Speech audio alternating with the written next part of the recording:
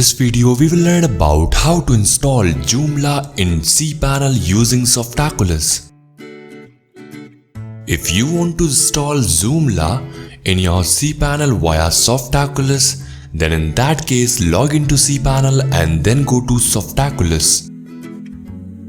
Now here inside Softaculous, search for Joomla on the top left corner and then go to Joomla. Now here click over Install Now button. Now finally enter the credentials, like enter the folder name where you want to install Joomla. If you want to install directly in your website, you can leave that field blank. Now enter your site name, description, admin username and password and then click over Install. Now finally this will take some time to install and then your Joomla will be installed successfully.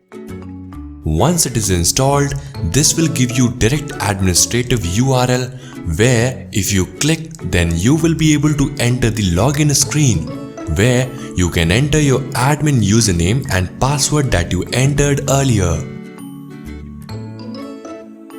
Now finally, you will reach to your Joomla dashboard control panel from where you can administrate your website.